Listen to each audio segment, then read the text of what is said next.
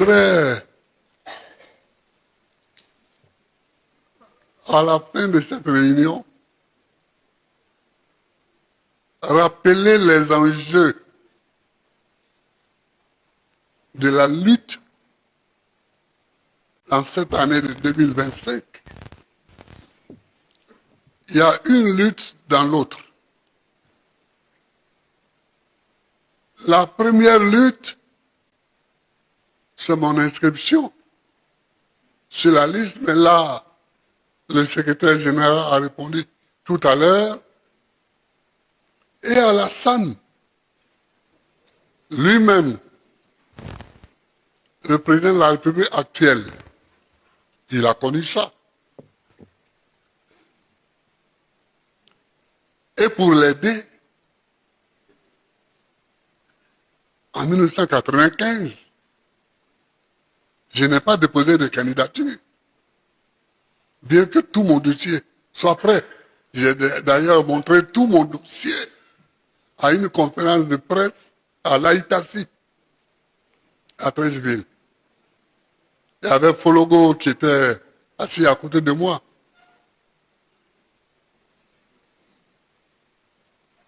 À l'époque, quels sont les sacrifices qu'on n'a pas fait pour lui? On en a fait beaucoup. On en a fait beaucoup. Mais, bon, tout ça, c'est ça. C'est pourquoi on distingue un homme d'un autre homme. On n'est pas les mêmes.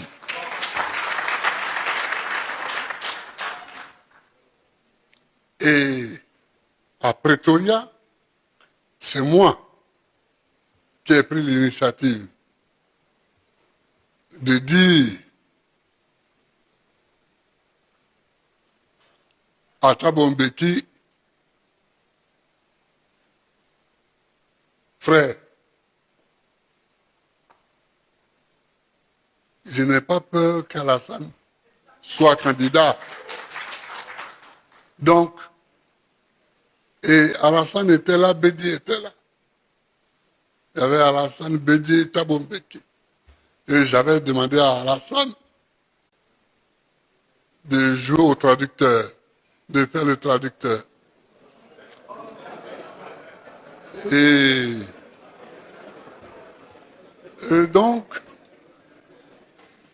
j'ai dit, comme j'ai moi aussi mes électeurs,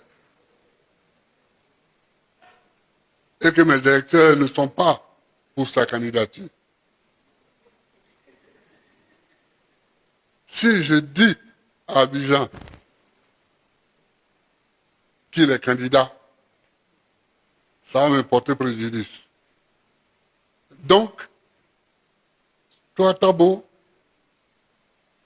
écris-moi une lettre où tu me dis que tu penses qu'il serait bon qu'il soit candidat. En m'appuyant sur cette lettre-là, je vais autoriser toutes les candidatures, dont la sienne. Il s'est levé, il m'a embrassé. Il dit c'est bien. Et c'est comme ça. Et Bédi était là. Mais Bédi est décédé maintenant. Et donc, mais Thabo Mbeki vit encore. Et donc, on a fait ça. On a fait ça. Mais pendant que nous, on préparait les élections, et ils préparaient la fraude. Et ils préparaient la guerre aussi. Et bon, mais ça, c'est le passé. Mais c'est pour vous dire ce qu'on a fait. C'est pour vous dire ce qu'on a fait. Et aujourd'hui, c'est comme si cela n'a pas été. Or, cela a été. cela a été. Bon, on continue. On continue.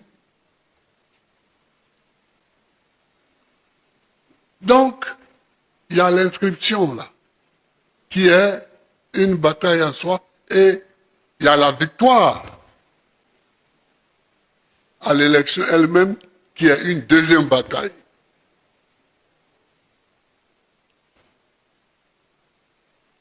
Étant donné qu'il n'y a pas plus sourd que l'homme qui ne veut pas entendre, c'est l'inscription qui est la bataille la plus difficile. C'est le jour où ils auront entendu. L'ONU leur a déjà écrit qu'il faut mettre Gbagbo.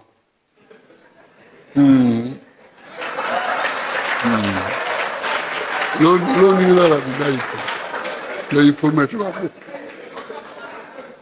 Parce que moi, je m'amuse beaucoup quand je vois les gens dire oui, je connais un tel m'a écrit, je connais un tel, mais on se connaît tous. Le secrétaire général de l'ONU actuel, Antonio Guterres, j'étais dans l'opposition quand il est venu ici, pour moi. Donc moi, je le connais depuis avant eux tous. Oui, il y en a qui font comme si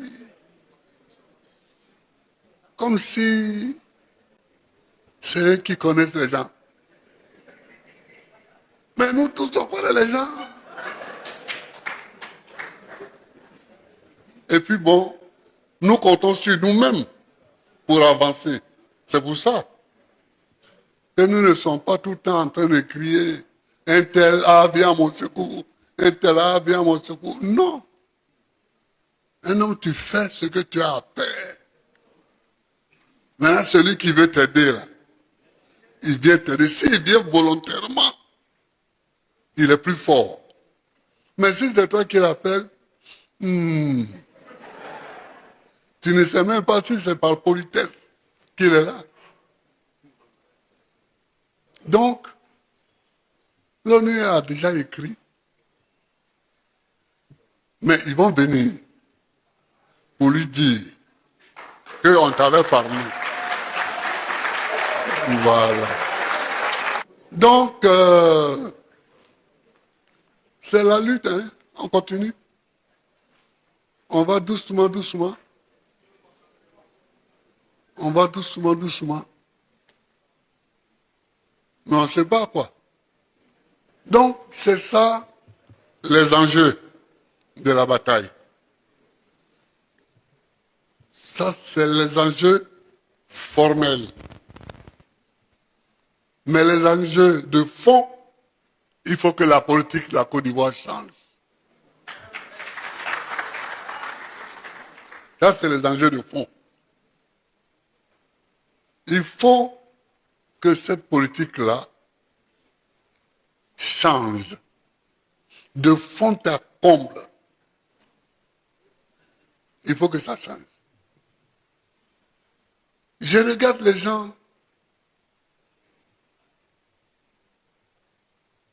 et tout est ruine et désolation. Tout est ruine et désolation. Mais enfin,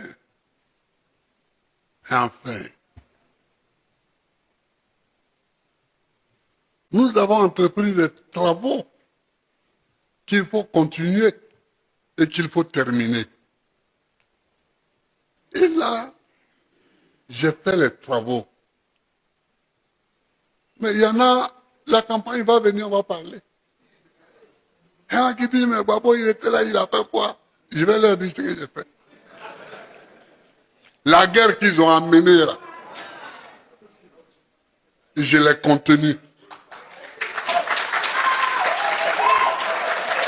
La guerre qu'ils ont amenée, je l'ai contenue. je vois des gens essayer d'expliquer. Non, mais nous étions exclus, c'est pourquoi j'ai été élu le 22 octobre. J'ai prêté serment le 26 octobre. Nous avons fait le premier conseil des ministres le 27 octobre. On était au conseil des ministres quand on m'a dit qu'il y a des morts à Yopougon, les charniers de Yopougon.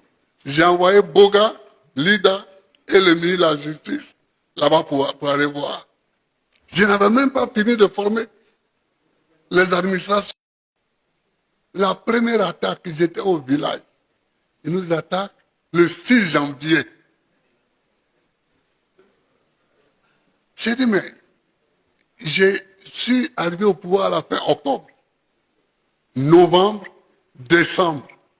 Depuis janvier, on nous attaque. J'ai fait quoi en 2 mois pour qu'on nous attaque? Oui, en 2 mois, j'ai fait quoi qui mérite qu'une rébellion nous attaque? Mais ça, c'est des débats qu'on va avoir. C'est des débats qu'on va avoir. Vous faites une rébellion pour mettre quelqu'un au pouvoir. Dites que c'est pour qu'un tel vienne au pouvoir. Mais moi, j'arrive au pouvoir le 27 octobre. Le 6 janvier, vous m'attaquez. J'ai fait quoi?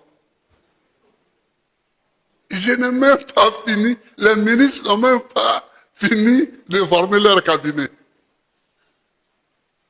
Moi-même, je n'ai même pas fini de former mon cabinet. S'ils veulent qu'on en parle, on en parlera. Mais en tout cas, moi, je veux qu'on en parle. Vous voyez? Donc, si les gens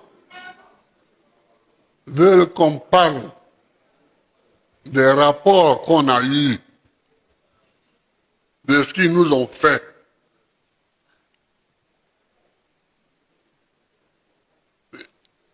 ils vont nous expliquer. Ils vont nous expliquer les mesures que j'ai prises qui allaient contre les boubous. Parce que beaucoup, oui, on ne peut pas porter des boubous. Moi-même, j'étais un boubou. Moi-même, j'étais un boubou.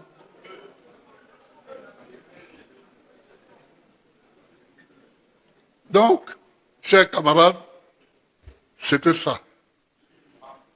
C'était ça.